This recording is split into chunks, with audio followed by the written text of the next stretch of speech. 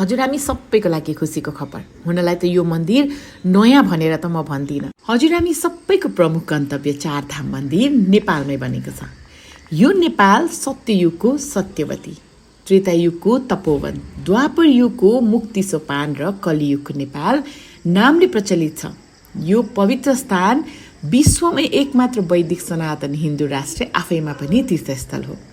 अझै यस भूमिमा चारधाम मन्दिर बद्रीनारायण भगवानको मन्दिर पनि सम्पन्न भइसकेको छ। अहिले भिडियोमा देखिरहनु भएको यो मन्दिर श्री बद्रीनारायणको मन्दिर हो। हेर्दा तुरुस्तै भारतको जस्तो देखिने यो मन्दिर नेपालमा अवस्थित बद्रीनारायणको मन्दिर हो। बृहत शान्तिधाम नेपालमा 2068 सालमा दर्ता भई 2073 साल निर्जला एकादशीको दिन शिलान्यास भई 2075 साल रामनवमीमा निर्माण कार्य सम्पन्न भएको हो।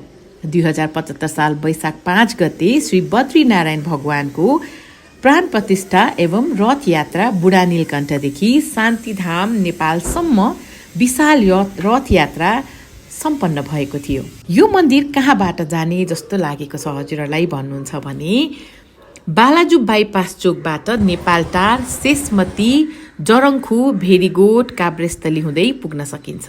हजुरहरू झुक्किनु भयो भनेदेखि गुगल म्याप हेर्दै पनि जान सक्नुहुन्छ। नेपालका पवित्र तीर्थस्थलहरूको विकासले आन्तरिक तथा बाहिर पर्यटकीय वृद्धि होस् भन्ने अभिप्रायका साथ सम्पूर्ण सनातनीहरूको मुख्य गन्तव्य चारधाम नेपालमै होस्, जो शास्त्रोक्त प्रमाणित स्थानमा बनोस्, जुन सभ्यतालाई विश्वले पनि अनुसरण गरोस् भन्ने पवित्र उद्देश्यका साथ शिवपुरीको द्वार, हिमवत खण्ड, नेपाल महात्म्य आदिमा वर्णन गरिएको तीर्थस्थल तारकेश्वर वडा नम्बर 2 काभ्रेस्थली काठमाडौँमा स्वामी अनन्त श्री चूडामणि महाराजज्यूको प्रमुख सत्सङ्कल्प एवं धर्मानुरागी महानुभावहरूको सहयोगमा बृहत शान्तिधाम नेपालमा निर्माण भएको हो।